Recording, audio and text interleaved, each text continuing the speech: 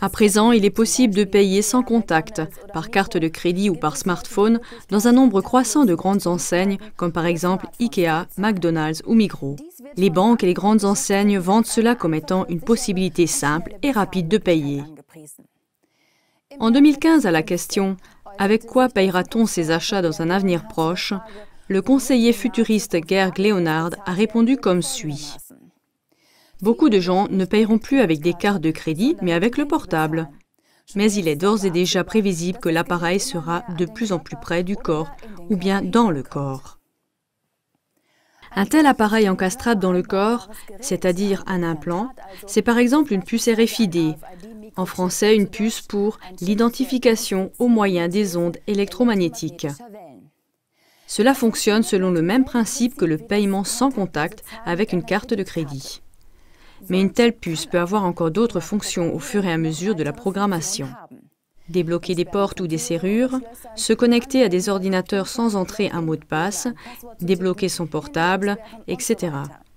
À divers endroits, il existe déjà la possibilité de payer sans argent liquide avec cette puce. Selon des informations médiatiques, en Suède, plus de 300 employés de bureaux se sont fait implanter volontairement une puce pour pouvoir s'identifier, par exemple, auprès des portes et des photocopieuses. Selon un article du magazine suisse de Migros en mars 2017, une étude globale a montré que 70% des adolescents interrogés aimeraient avoir un tel implant, si cela accroît leur liberté digitale dans la vie. Bon, sur ce, on pourrait penser que les fonctions quotidiennes seraient donc facilitées avec une puce implantée. Mais beaucoup de partisans de la protection des données informatiques mettent en garde contre un abus possible des informations sur la puce. Anneli Buntenbach, membre du comité directeur de la Confédération syndicale allemande et spécialiste de la protection des données, dit « Nous considérons que de telles pratiques sont extrêmement problématiques. Elles sont en contradiction avec la protection de la personnalité. » On pourrait dès lors établir presque complètement des types de comportements par des puces sur des cartes d'identité, des cartes de crédit ou des données du portable et des données numériques. Et les gens n'auraient guère d'influence sur leur utilisation. Si maintenant on porte des puces sous la peau, cet enregistrement serait repoussé au-delà de toute frontière du tolérable. L'article dans le magazine de Migros explique clairement qu'il existe un potentiel d'abus énorme et qu'on n'en restera pas à des fonctions quotidiennes, comme remplacer la clé de la porte d'entrée. Cela ne serait que le commencement, dit le professeur Patrick Kramer dans l'interview du magazine de Migros. Il est le fondateur de l'entreprise de Hambourg DigiWell Upgrading, qui s'est spécialisée dans le domaine d'upgrader les gens, ce qui veut dire les mettre à niveau ou mieux les équiper. Il se décrit lui-même comme un cyborg, c'est-à-dire un personnage hybride d'organismes vivants et de machines. Patrick Kramer fait déjà des expériences avec la génération suivante d'implants où l'homme lui-même est directement connecté à Internet. Dans 20 ans, nous aurons des implants cérébraux placés dans le cortex, c'est-à-dire dans l'écorce cérébrale, qui connecteront mon cerveau quasi directement à Internet. L'efficacité cérébrale, qui est à présent limitée biologiquement, se laissera quasi élargir. Et alors, selon l'implant que j'utiliserai, j'aurai un cerveau 100 fois ou 1000 fois plus efficace. Patrick Kramer l'a résumé comme suit. L'évolution est trop lente, nous lui donnons un coup de pouce. Au cours de ces dernières années, il y a eu en fait toute une série d'expérimentations où des animaux sont télécommandés par radiocommunication. Des scientifiques chinois ont créé par exemple des rats cyborg qui peuvent traverser un labyrinthe plus vite que leurs homologues naturels.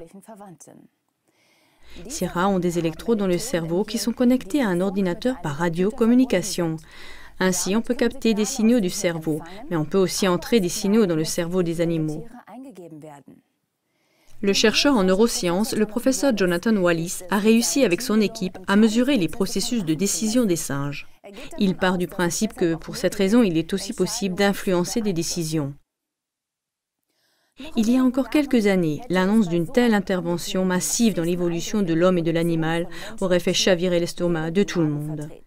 Maintenant, le magazine Migros a réussi en fait à raconter cela de manière positive, sans qu'il y ait le moindre cri d'indignation de sa part ou de la part du public. Si on réussit vraiment à interconnecter les gens entre eux au moyen d'implants cérébraux et à exercer une influence sur leur perception et leurs décisions, Cela signifierait que ce groupe de personnes pourrait être dirigé et manipulé à volonté de l'extérieur.